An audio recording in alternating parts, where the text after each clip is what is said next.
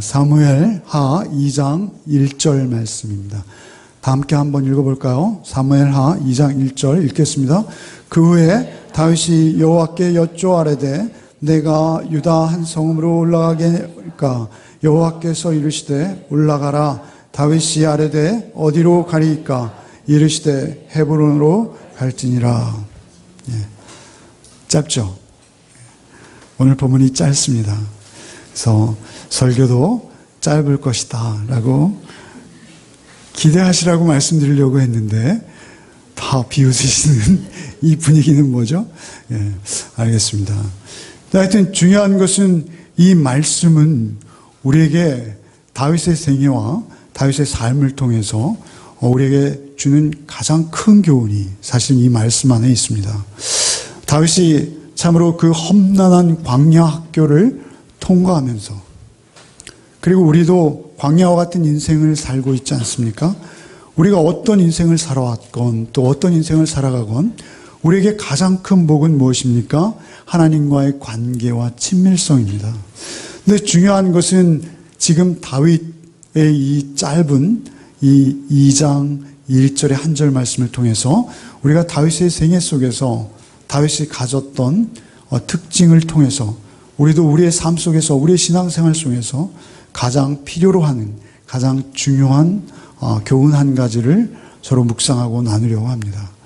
그것은 무엇이냐면요, 1절에 이렇게 시작하죠. 그 후에 다윗이 여호와께 여쭈아래되, 그 후에라는 어떤 한 시간이 있습니다. 이 시간은 어떤 시간이었습니까? 다윗이 사울에게 쫓겨서 자기의 생명을 보존하기 위해서 블레셋으로 망명해 있었습니다.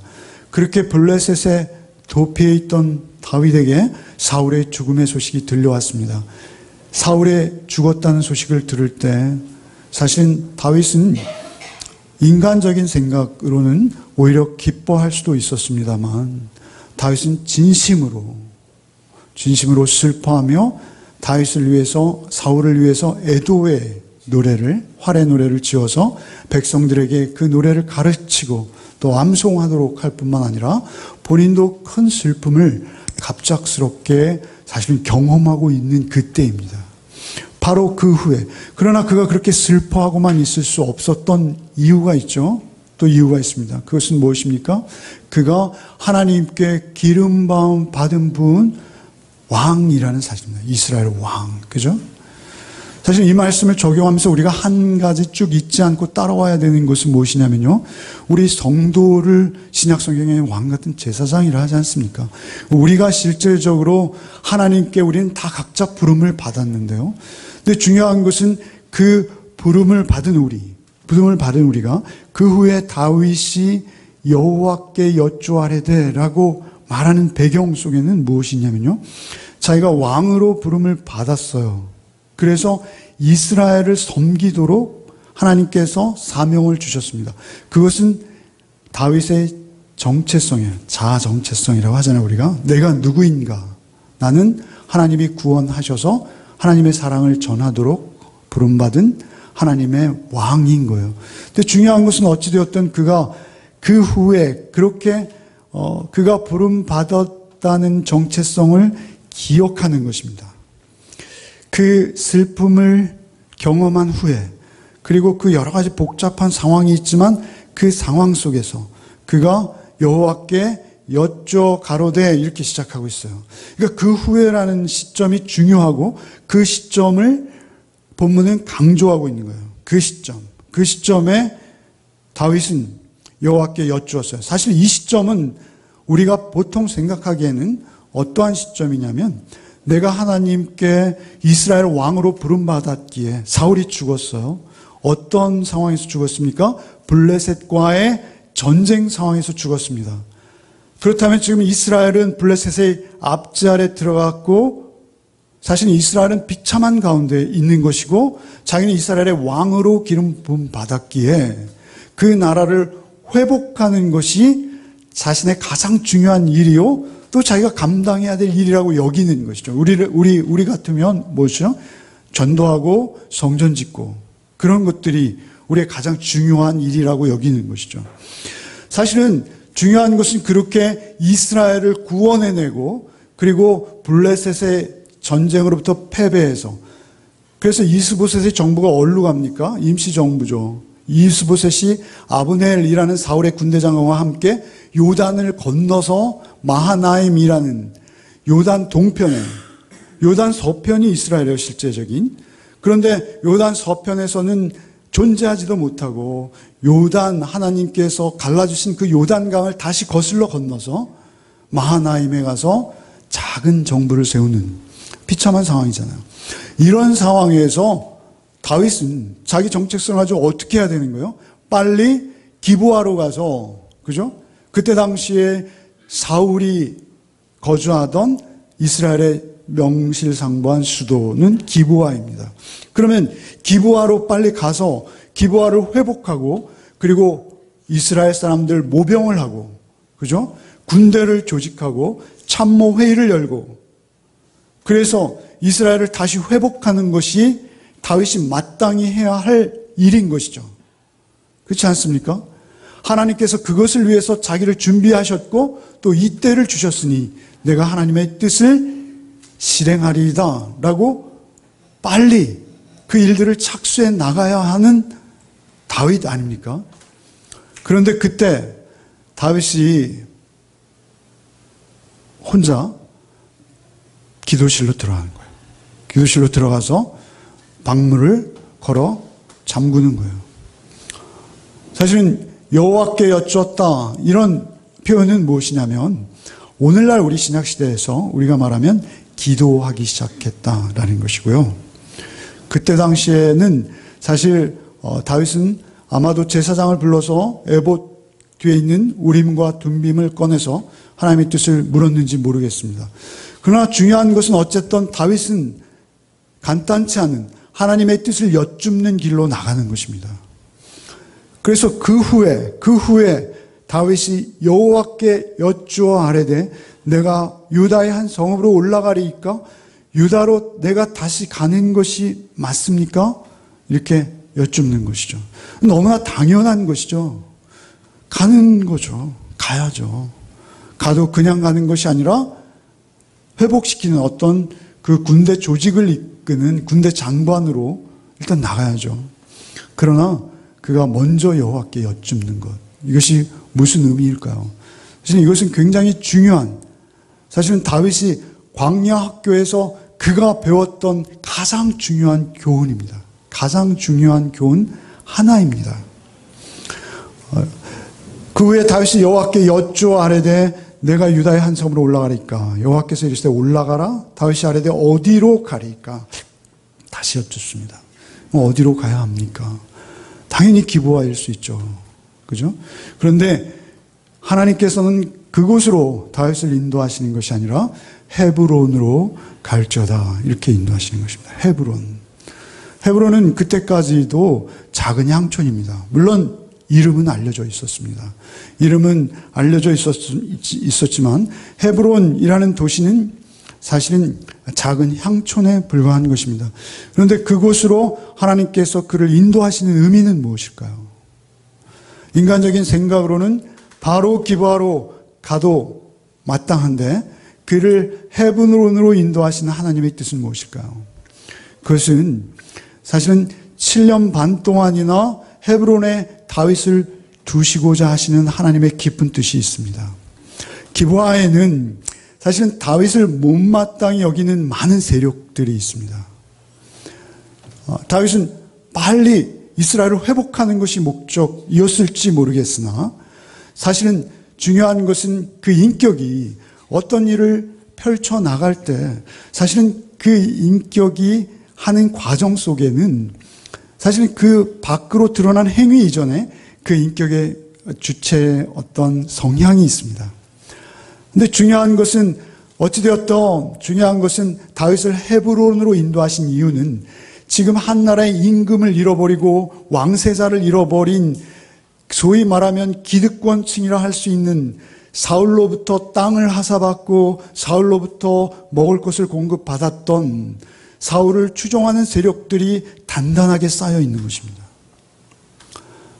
사실은 다윗이 이스라엘의 정통 왕이 된 이후에도 사실 성경에는 다윗을 반대하는 세력들이 항상 있었습니다. 압살롬 자신의 아들에게 반역을 당해서 쫓겨갈 때 시므이라는 자가 다윗을 쫓아오면서 이렇게 욕하죠. 피 흘린 자여, 비루한 자여, 가거라, 가거라. 사울의 죽음의 모든 피를 여호와께서 내게로 돌리셨도다. 그 대신에 내가 왕이 되었으나 여호와께서 나라를 내 아들 압살롬의 손에 붙이셨도다. 보라, 너는 피를 흘린 자인 고로 화를 자취하였느니라. 이렇게 시므이가 비판하고 있어요. 그들에게 있어서 다윗과 사울의 갈등, 그리고 사울이 죽고 다윗이 왕이 되는 것은 하나님의 뜻이 아닙니다. 그들에게 있어서는 그저 한 권력자와 또 다른 권력자가 권력을 놓고 다투다가 제2인자가 1인자를 죽이고 새로운 기회를 얻은 것 뿐입니다. 그것도 그 2인자는 블레셋에 속해 있었어요. 그 당시에. 그 망명 자체도 사실은 이스라엘에게서는 수치와 불명예로 그들은 받아들이는 것입니다. 다윗이 사울을 살리기 위해서 그 자신의 생명의 위협도 무릅쓰고 그렇게 위험을 스스로 짊어졌던 다윗을 이스라엘은 인정하지 않습니다. 이스라엘의 일부 세력은. 그리고 그들은 끝내 인정하지 않아요. 그래서 사실은 압살롬의 반역이 있은 다음에 또 세바라는 자의 반역이 있죠. 세바의 반역이 있을 때도 세바가 이렇게 말하죠. 우리는 다윗과 함께할 분깃이 없으며 이새의 아들과 함께할 유산이 없도다. 이스라엘아 각각 장막으로 돌아가라. 이러면서 다윗을 무너뜨릴 걸 획책하는 세바라는 자가 또 등장하죠. 그런가 하면 우리가 잘 아는 나발도요. 갈렙 족속입니다. 유다 지파 갈렙 족속 헤브론에 거주했던 자입니다. 그러니까 헤브론도 만만치 않습니다. 사실은. 그런데다가 기브아로 들어가는 것은 이스라엘의 복잡한 정쟁에 휘말리는 것입니다.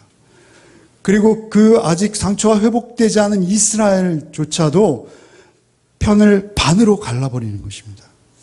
사실은 하나님께서는 그들마저도 수용하시고 포용하시고자 하시는 하나님의 뜻과 의지가 담겨 있는 것입니다. 헤브론으로 다윗을 인도하시는 하나님의 손길은 말이죠.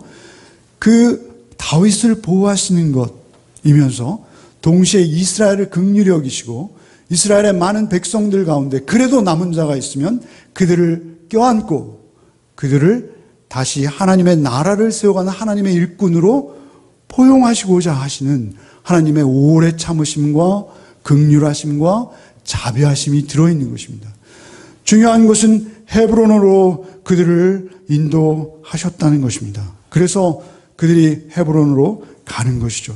하나님께 불순종한 사울, 하나님께서 세우신 다윗, 이 관계를 백성들이 보고 또 사무엘이 다윗에게 이스라엘의 왕으로 기름 부었음을 그들이 인정할 때까지 하나님께서 7년 반의 유예 기간을 두시고 그들을 기다려 주시는 것입니다. 다윗을 통해서 그 일을 하시는 거예요. 헤브론이라는 이름은요, 헤브론이라는 히브리어는 교제, 사귐 이런 의미입니다. 헤브론에서 다윗은 더욱 하나님과 친밀한 시간을 가지고 하나님 안에서, 하나님 앞에서 더욱 하나님의 사람으로 준비되어져 가는 시간이 되는 것입니다. 우리가 하나님께 여쭈었을 때 사실은 내 의지와 내 상식과 내 의도와는 다른 응답을 하나님께서 주신다 하더라도 그 응답은 결국 하나님의 응답이라면 그 응답이 맞는 것입니다. 겸손히 그 응답에 순종하는 것입니다. 오히려 웅크려드는 것이죠. 야심도 죽이고 조급함도 다스리고 뽐내고 싶은 마음도 다스리고 오히려 작은 헤브론의 공동체 유다 족속만의 왕으로서 더 훈련받으며 낮은 자리에서 오히려 그 작은 공동체를 하나님의 나라가 되도록 하나님의 통치와 다스리심이 온전히 그 안에서 실현되도록 성실히 그 공동체를 섬기는 것이 다윗에게 더욱 필요했던 것이죠. 사실 우리가 묵상한 바 있습니다만 2장 5절 이하에 보면요. 길르앗 야베스 사람들에게 전령을 보내잖아요. 길르앗 야베스 사람들은요. 길르앗이라는 도시 자체가 마하나임과 가까이에 있어요. 지금 마하나임에 누가 있어요? 이스보셋이 아브넬과 함께 망명 사울 정부를 세웠습니다. 그 망명 사울 정부와 길르앗은 바로 옆이에요. 여단 동편이에요. 그러면 사실 길르앗 사람들은 사울을 하나님다움으로 섬기고 있습니다. 자신들의 목숨을 걸고 벳산 성벽에 사울의 시체가 달려있는 것을 보고 듣고 그리고 달려가서 그 시체를 내려다가 성대히 장사를 지내줬던 길르앗 야베스 사람들, 그들은 사울의 편일 수밖에 없어요. 영원히 사울의 편에 남을 수밖에 없는 자들이에요. 그런데 그들에게 전령을 보내는데 그 내용, 소식이 뭡니까? 너희가 너희 주 사울에게 이처럼 은혜를 베풀어 그를 장사하였으니 여호와께 복을 받을지어다. 너희가 이 일을 하였으니 이제 여호와께서 은혜와 진리로 너희에게 베푸시를 원하고 나도 이 선한 일을 너희에게 갚고야 말 것이다. 이렇게 말하는 거예요. 갚겠다. 이제 너희는 손을 강하게 하고 담대히 할지어다. 너희 주 사울이 죽었고 또 유다 족속이 내게 기름을 부어 그들의 왕으로 삼았음이니 이제 새로운 하나님 나라가 서갈 것이다. 이것은 주석가들이, 어떤 주석가들은 아주 다윗이 정치적인 감각이 뛰어나서 그 길르앗 야베스 사람들을 무력화시키고 혼돈에 빠뜨리려는 계책이다, 뭐 이렇게까지 주석을 하는 경우도 있습니다. 그러나 다윗은 그런 정치적인 배경을 가지고 이러한 일들을 하는 것이 아니라 하나님과 교제하며 하나님과 친밀히 나가고 있었기 때문에 사실은 포기할 수도 있는 세력이었지만 그들조차도 하나님의 섬김으로 품어내고 있는 것입니다. 그렇게 7년 반의 유예 기간을 통해서 다윗은 더욱 성장해 가는 것이죠. 더욱 든든해 가는 것입니다. 여러분, 이미 지나왔습니다만 우리가 사무엘상 23장을 잠깐만 보죠. 광야 학교에서 다윗이 배웠던 게 무엇인지 한번 보겠습니다. 조금 지루하시더라도 깨어나시기 바랍니다. 23장 한번 보겠습니다. 23장 같이 한번 읽어보겠습니다. 23장 1절부터 쭉 읽겠습니다. 사람들이 다윗에게 전하여 이르되 보소서 블레셋 사람이 그일라를 쳐서 그 타작마당을 탈취하더이다 하니 이에 다윗이 여호와께 묻자와 이르되 내가 가서 이 블레셋 사람들을 치리이까? 여호와께서 다윗에게 이르시되 가서 블레셋 사람들을 치고 그일라를 구원하라 하시니 다윗의 사람들이 그에게 이르되 보소서 우리가 유다에 있기도 두렵거든 하물며 그일라에 가서 블레셋 사람들의 군대를 치는 일이니까 한지라. 4절에 다윗이 여호와께 다시 묻자온대 여호와께서 대답하여 이르시되 일어나 그일라로 내려가라. 내가 블레셋 사람들을 내 손에 넘기리라. 중요한 것은 어떤 사람들이 와서 그일라 유대족 속의 땅이 블레셋 사람들의 침공을 받고 있으니 우리가 가까이 있으니 가서 구합시다. 그러자 백성들이, 다윗의 수하에 있는 사람들이 우리도 지금 한 몸 간수하기가 힘든데 어디를 갑니까? 우리의 생명이나 잘 보존합시다 라고 하죠. 그때 다윗은 그 주장에 설득되지 않고 다시 여호와께 묻는 거예요. 얼마나 놀랐습니까? 그래서 여호와께서 다시 그일라로 가라라고 명령하시는 것이죠. 그러자 다윗은 가는 것이죠. 5절부터 다시 읽겠습니다. 다윗과 그의 사람들이 그일라로 가서 블레셋 사람들과 싸워 그들을 크게 쳐서 죽이고 그들의 가축을 끌어오니라. 다윗이 이같이 그일라 주민을 구원하니라. 아히멜렉의 아들 아비아달이 그일라 다윗에게로 도망할 때 손에 에봇을 가지고 내려왔더라. 다윗이 그일라에 온 것을 어떤 사람이 사울에게 알림해 사울이 이르되 하나님이 그를 내 손에 넘기셨도다. 사울이 지금 하는 말 들어보십시오. 하나님이 그를 내 손에 넘기셨도다. 사울은 하나님께 여쭙는 과정이 없습니다. 그리고 참으로 다윗은 하나님의 뜻을 여쭈어서 그일라를 구하기 위해서 그곳에서 전투를 하고 있는데 그를 향해서 하나님께서 그를 내 아들에게 왕위를 물려주게 하기 위해서 그를 죽이라고 그 성에 가두셨다. 이렇게 하나님께서 응답하셨다.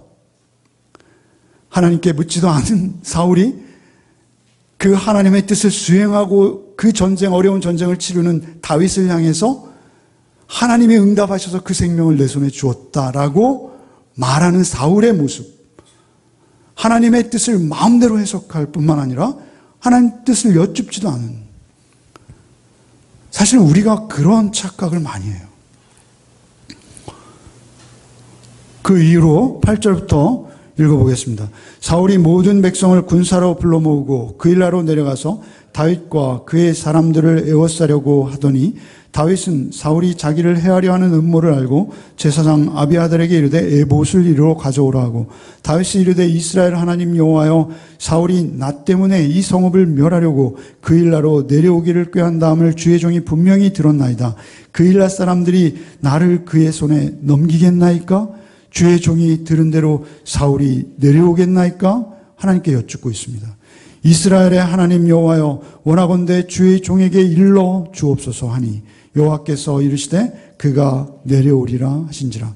다윗이 이르되 그일라 사람들이 나와 내 사람들을 사울의 손에 넘기겠나이까? 하니 여호와께서 이르시되 그들이 너를 넘기리라. 얼마나 잔인한 상황입니까? 자신의 그일라를 블레셋의 소나기에서부터 구해서 그들이 농산물도 뺏기지 않고 그들의 자녀들이 노예로 잡혀가는 것도 그들이 자유케 해주었는데 그 그일라 사람들은 사울이 그 성을 에워싸면 다윗을 내어주고 말겠다는 것이죠. 하나님께 그것을 여쭙습니다.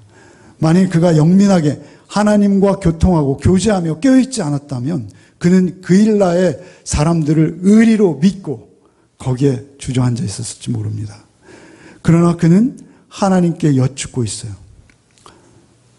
그리고 하나님께서 그일라 사람들이 너를 배반할 거야 라고 얘기하시자 다윗은 아무 미련 없이 그일라 사람들을 아무 복수도 하지 않고 그대로 놔둔 채 그들의 그 많은 식솔들 600명의 장정만 600명이 되는 2, 3천 명의 그 가족들을 이끌고 그일라를 조용히 떠나가는 다윗의 모습을 우리가 볼 수 있는 것입니다. 사실 이것은 우리가 그냥 읽을 수 있는 말씀들입니다만 하나님께 여쭙고 하나님과 같은 방향성을 가지고 살아간다는 것, 그것은 쉬운 일이 아닙니다. 사무엘하 5장 19절부터 한번 보시죠. 오늘 본문이 있는데요. 오늘 본문이 있는 2장에서 넘기시면 5장이 있습니다. 5장 19절 한번 읽어보겠습니다. 다윗이 여호와께 여쭈어 이르되 내가 블레셋 사람에게로 올라가리까 여호와께서 그들을 내 손에 넘기시겠나이까 하니 여호와께서 다윗에게 말씀하시되 올라가라 내가 반드시 블레셋 사람을 내 손에 넘기리라 하신지라. 그거 읽고요. 그리고 22절부터 한번 다시 읽겠습니다. 22절, 5장 22절 읽겠습니다. 블레셋 사람들이 다시 올라와서 르바임 골짜기에 가득한지라. 다윗이 여호와께 여쭈니 이르시되 올라가지 말고 그들 뒤로 돌아서 뽕나무 숲을 맞은편에서 그들을 기습하되 뽕나무 꼭대기에서 걸음 걷는 소리가 들리거든 곧 공격하라. 그때 여호와가 너보다 앞서 나아가서 블레셋 군대를 치리라 하신지라. 이에 다윗이 여호와의 명령대로 행하여 블레셋 사람들을 쳐서 게바에서 게셀까지 이르니라. 사실은 다윗은 블레셋의 망명에서 목숨을 유지했어요. 그리고 나서 블레셋과 첫 전쟁을 치르게 되는 거예요. 다윗의 마음은 착잡했을 것입니다.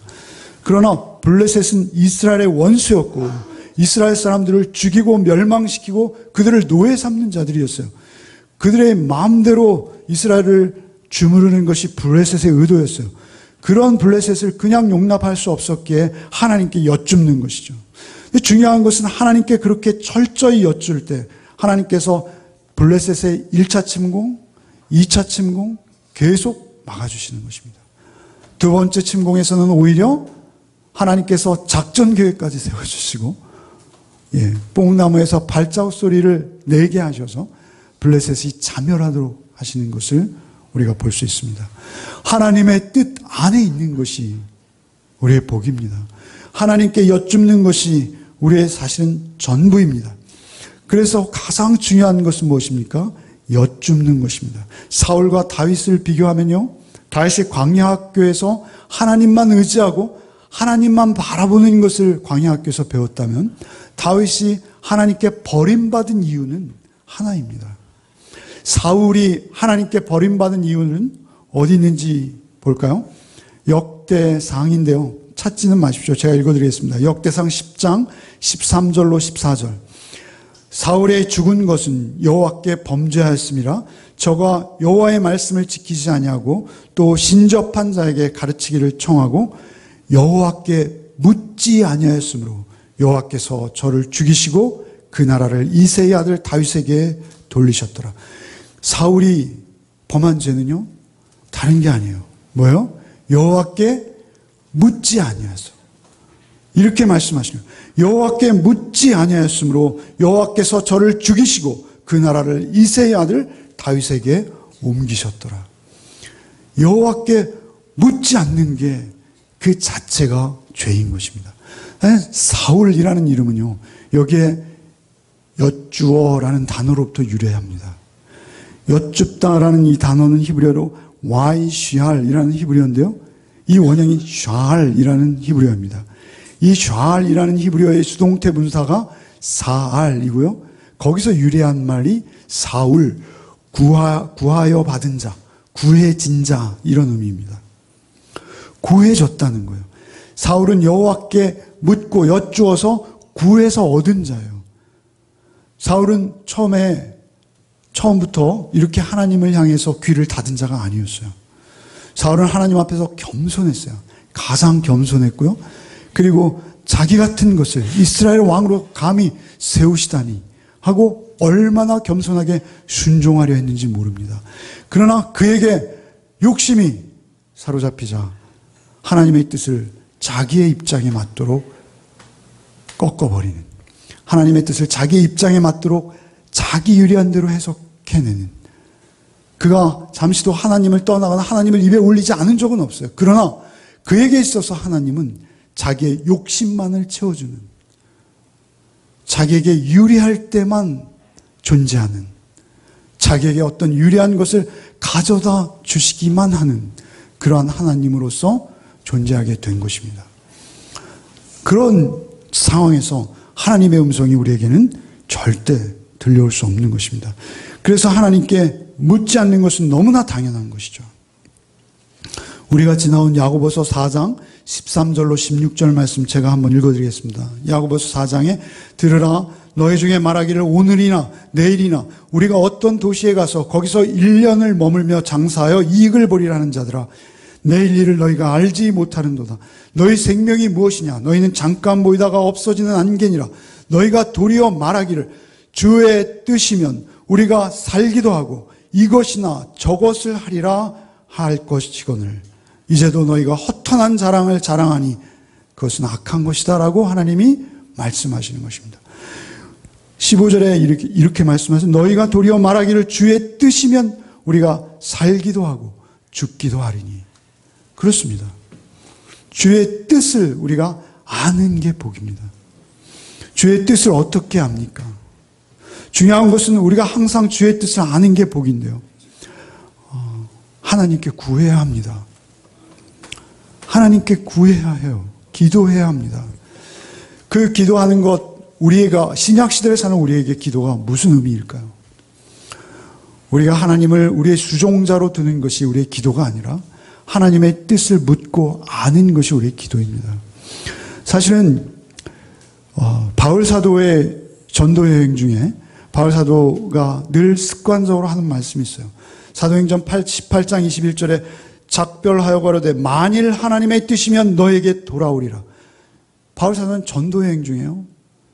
그런데 만일 하나님의 뜻이면 이라는 이 짧은 문구가 자신의 전도 계획 중에 돌아올 것이 분명히 있지만 그것도 하나님의 뜻이면 돌아올 것이다 라는 전제가 들어가고 있어요. 고린도전서 16장 7절 이제는 지나가는 길에 너희를 보기를 원치 아니하노니 이는 주께서 만일 허락하시면 얼마 동안 너희와 함께 유하기를 바람이라. 내가 또 반대로 이제는 별로 볼 필요는 없으나 만약 하나님께서 또 허락하시면, 그러니까 정적으로 자기의 전도는 좋은 거잖아요. 전도하면서도 하나님 뜻을 물어야 되나요? 하나님 저 전도해도 돼요? 이렇게 묻는 건 좀 어색해 보이죠. 그러나 하라는 것입니다. 전도하는 것조차도 하나님께서 그 길과 방향을 기도로 간구할 때 일러주신다는 거예요. 우리의 전도가 허탕이 되지 아니하고 우리의 전도가 하나님의 약속의 실현 속에서 이루어지는 것은 오랜 기간 기도하는 것도 또한 필요한 것입니다. 그것이 하나님의 열매가 되기 위해서는. 사도행전 16장 6절에 이렇게 말씀하세요. 성령이 아시아에서 말씀 들어가지 못하게 하시거늘 그들이 부르기아와 갈라기아 땅으로 다녀가 무시아 앞에 이르러 비두니아로 가고자 애쓰되 주의 영이 허락하지 아니하시는지라. 전도하러 가는데도요, 하나님께서 길을 막으실 때도 있어요. 그러니까 우리에게 있어서 무엇을 이루었는가가 아니에요. 무엇을 이루었는가가 아니라 내 안에서 무엇이 동기가 되어서 어떤 일을 하고 있는가가 더 중요합니다. 그 일이 하나님의 일인가가 더 중요한 거예요. 항상 두려운 것이죠. 그래서 우리가 어디에 있던 무엇을 하던 그 일이 하나님이 원하시고 하나님께 여쭙고 하나님께 받은 일인지를 우리는 두렵고 떨리는 마음으로 늘 점검하고 확인해야 돼요. 어제 여름 성경학교를 할 때 은혜를 좀 받았습니다. 다윗이 성전 짓기를 하나님께 구했습니다. 그런데 하나님께서 너는 성전 짓지 마라 하세요. 사실은 한 나라의 통치자로서 그런 힘의 역사 있지 않습니까? 어떤 상징적인 건물을 세운다든지 상징적인 공사를 이루어내면 자기의 치적으로 두고두고 그것을 자랑하는 게 현실 정치가 아닙니까? 고속도로나 4대강이나 비슷한 거죠. 근데 중요한 것은 그것이 정말 우리에게 유익한 경우도 있고요. 그렇지 못한 경우도 있습니다. 근데 중요한 것은 어느 것이 되었던 그 동기와 그 목적이 하나님의 영광과 뜻에 일치하지 않으면 아무 의미 없는 일이 되어버리는 것입니다. 우리가 그리스도인으로서 우리가 무슨 일을 할 때 교회를 크게 짓겠다, 성전을 짓겠다, 좋습니다. 그러나 그 성전이 하나님의 영광을 가릴 수도 있다는 점을 우리는 잊지 말아야 합니다. 뿐만 아니라 하나님께서 우리에게 원하시는 일을 해드리는 것은 작고 초라할지라도 그 안에 하나님의 영광과 하나님의 성품이 드러나게 돼 있는 것입니다. 어떤 일을 주도하고 주체하는 세력은 반드시 있기 마련해요. 어떤 일이 이루어질 때. 그러면 그 일이 이루어졌다는 사실도 중요하지만 그 사실 이전에 그 일이 이루어지는 과정이 있습니다. 그리고 그 일을 추진하는 주체의 모습이 있습니다. 그 주체의 모습의 동기와 과정이 하나님 앞에서 아름다워야 합니다. 그런데 그것은 우리의 힘으로 이룰 수 없다라는 것이 성경의 진리입니다.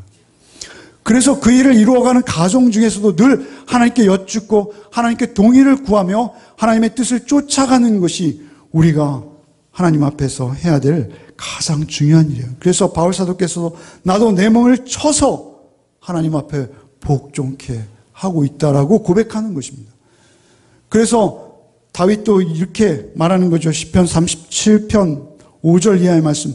너의 길을 여호와께 맡기라. 저를 의지하면 저가 이루시고 너의 의를 빛같이 나타내시며 내 공의를 정오의 빛같이 하시려다. 여호와 앞에 잠잠하고 참아 기다리라. 자기 길이 형통하며 악한 꾀를 이루는 자로 인하여 불평하지 말지어다. 분을 그치고 노를 버리라. 불평하지 말라. 행악에 치우칠 뿐이라. 대저 행악하는 자는 끊어질 것이나 여호와를 기대하는 자는 땅을 차지하리로다. 무엇을 이루었는가가 아니라 하나님의 뜻을 따라가느냐가 중요한 것입니다. 존재라는 것은요, 그 존재가 품고 있는 어떤 것이 있습니다. 거기에 따라서 열매가 달라지는 거예요.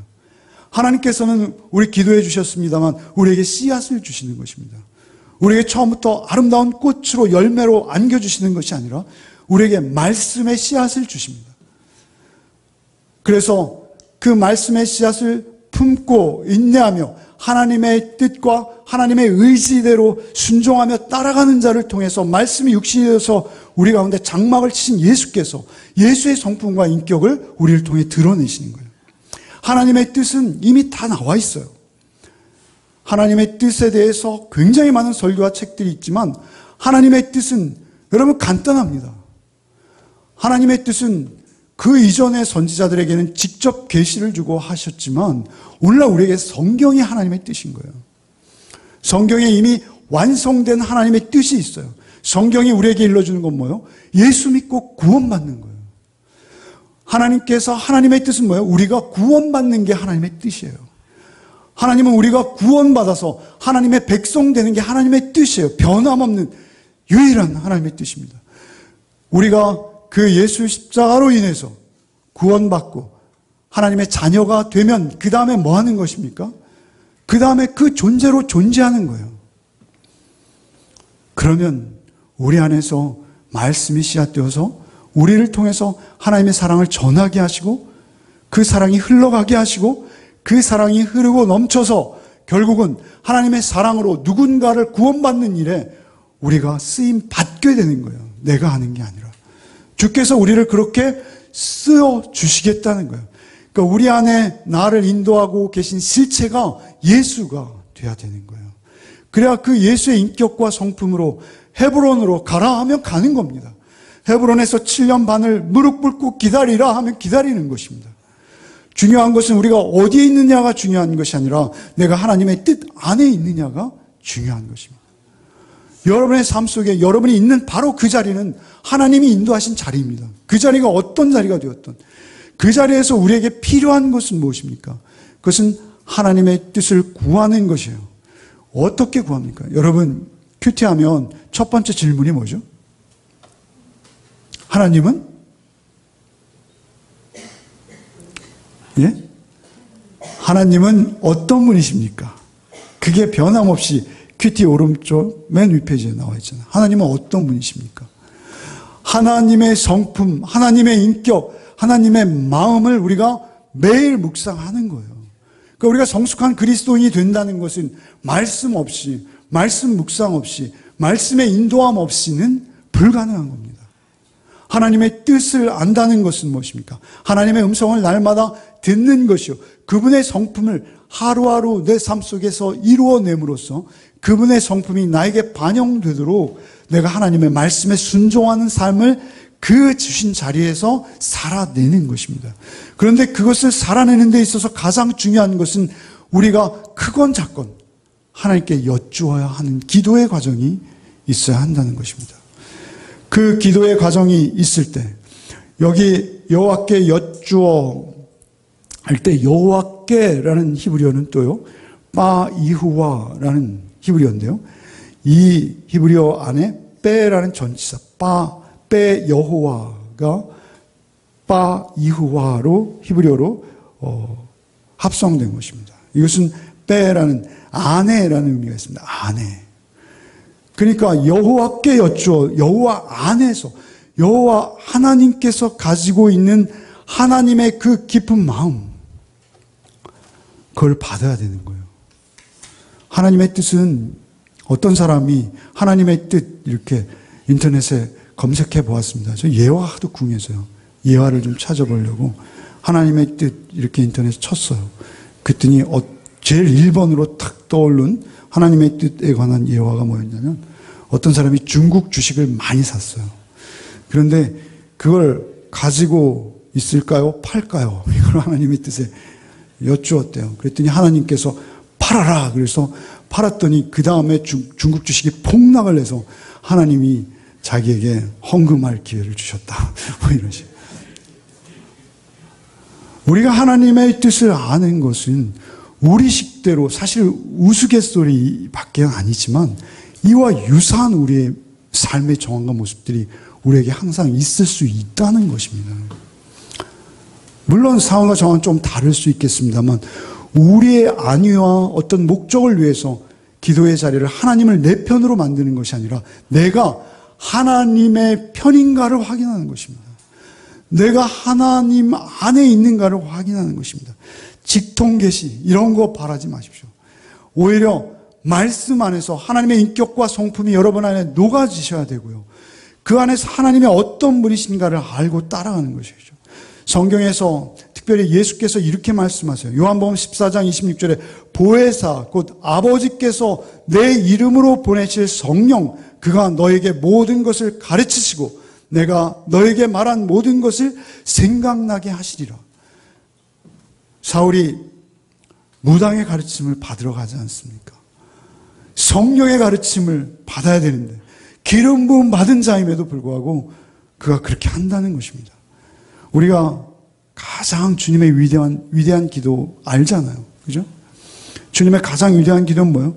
아버지여, 만일 할만하시거든 이 잔을 내게서 지나가게 하옵소서. 그러나 나의 원대로 마옵시고 아버지의 원대로 하옵소서. 이것이 주님의 기도인 것입니다. 우리가 이것을 늘 알면서도 우리의 삶 속에 얼마나 적용하고 계신지요.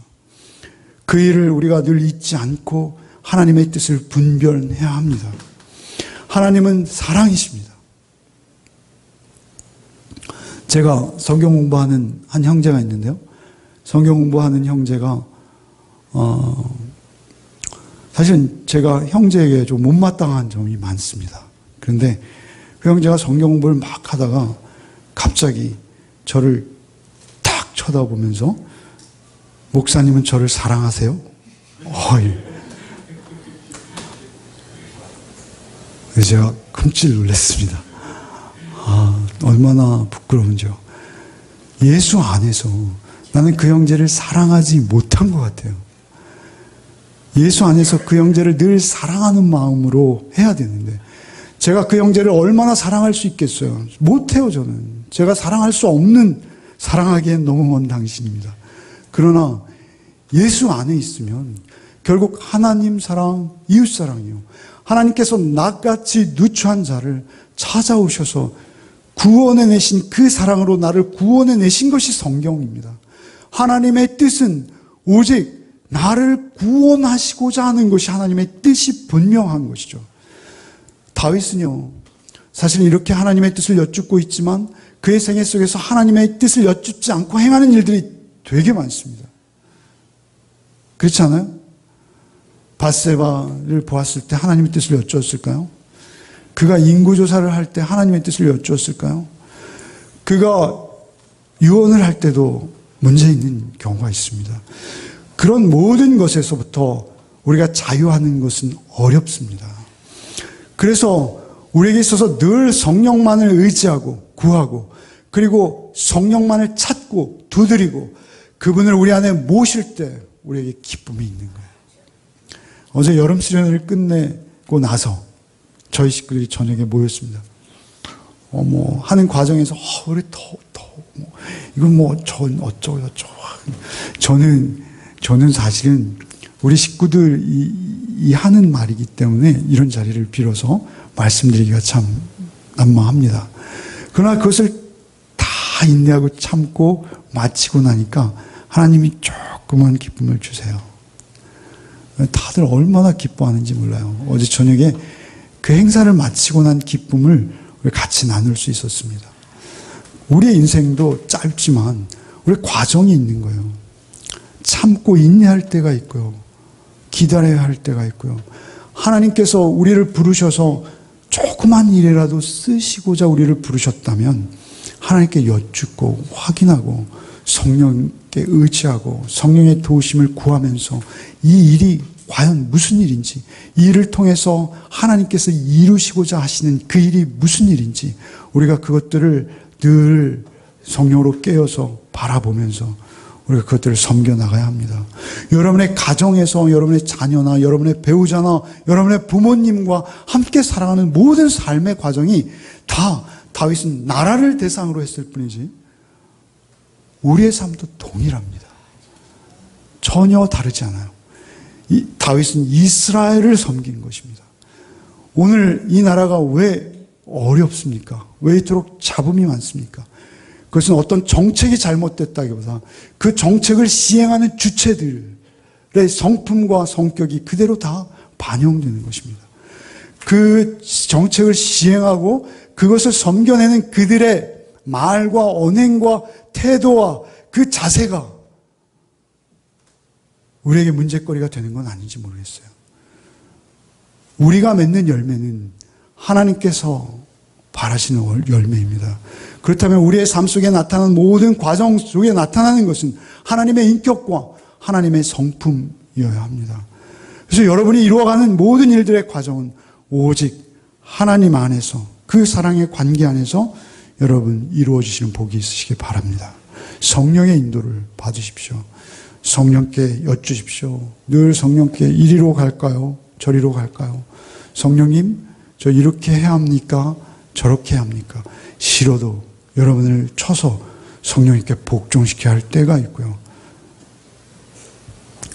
내 뜻은 전혀 다르고 성경에 기록된 뜻도 아닌 것 같은데 하나님께서 나에게 다른 말씀을 주실 때 우리가 더 기도의 자리에 무릎 꿇고 겸손히 하나님의 뜻이 온전해질 때까지 우리 기다리는 시간도 필요한 것입니다.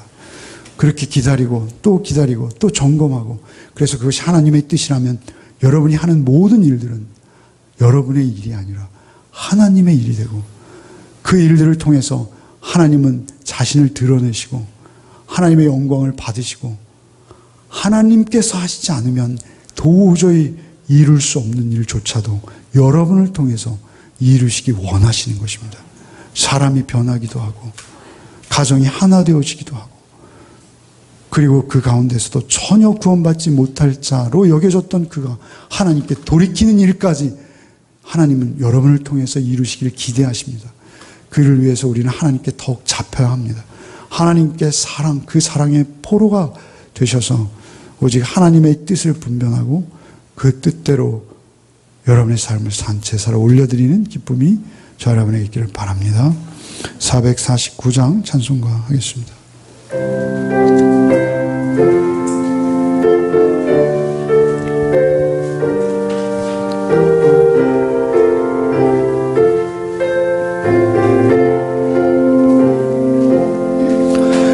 예수 따라가며 복음 순종하며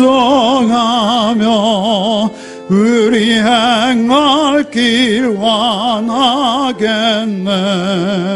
주를 순종하는 자리 주가 늘 함께 하시리라. 의지하고 순종하는 길은 예수 안에 즐겁고 복된 길이로다. 해를 당하거나 우리 고생할 때 주가 위로해 주시겠네. 주를 의지하며 순종하는 자리 주가 안위해 주시리라. 의지하며 순종하는 길이 예수 안에 즐겁고 복된 길이로다. 남의 짐을 지고 슬픔 위로하며 주가 상급을 주시겠네. 주를 의지하며 순종하는 자리 항상 복 내려 주시리라. 의지하고 순종하는 길이 예수 안에 즐겁고 복된 길이로다.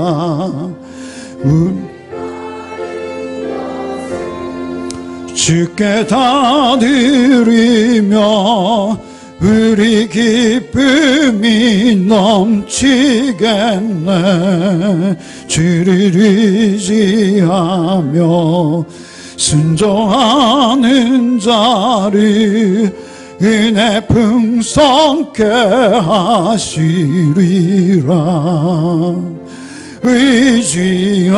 의지하고 순종하는 길이 예수 안에 즐겁고 복된 길이로다. 주를 힘입어서 말씀 잘 배우고 주를 모시고 살아가세. 주를 의지하며 항상 순종하며 주가 사랑해 주시리라. 의지하고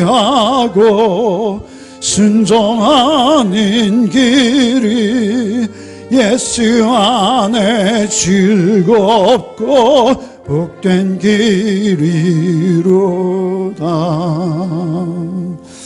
주님, 참으로 우리가 살아온 길을 주께 항상 여쭙고 주의 말씀을 쫓아 살아야 했음에도 불구하고 우리의 삶은 내 뜻대로, 내 뜻을 주의 뜻으로 오히려 포장하는 삶은 아니었는지요.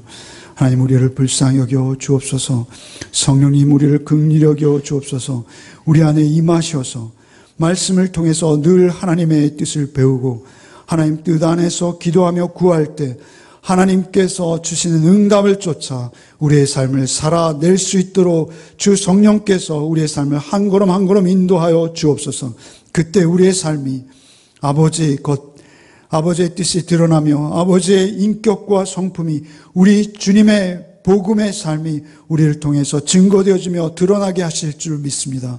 오직 주님을 쫓아서 늘 주님께 여쭙고 주님과 더욱 헤브론에서 다윗이 그렇게 하나님과 더욱 친근히 7년 반을 엎드려 있었던 것처럼 오히려 주님의 뜻을 묻고 구하며 인내하며 그들을 다 포용하고 그들을 하나님의 나라로 함께 이끌어가는 그런 성스러운 임금으로, 왕으로 그가 준비되어졌던 것처럼 우리도 세상을 그렇게 섬겨나가며 특별히 우리의 뜻이 아니라 아버지의 뜻을 잘 분별하며 아버지의 뜻을 순종함으로 그 일들을 이루어나가는 우리의 하루하루가 되게 하여 주옵소서.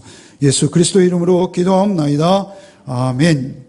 이제는 우리 구주 예수 그리스도의 은혜와 하나님의 그 끝없고 귀한 그 깊이와 너비와 높이를 측량할 수 없는 사랑과 성령의 교통, 감화, 충만케 하는 은총이 오직 내 뜻이 아닌 아버지의 뜻을 날마다 여쭙고 그 일에 순종함으로 하나님께서 하늘로부터 주시는 기쁨이 우리 삶 속에 충만하기를 원하며 한 주간의 삶 속으로 나가는 우리 가족들 위해 이제로부터 영원토록 함께 계시기를 축원하옵나이다. 아멘.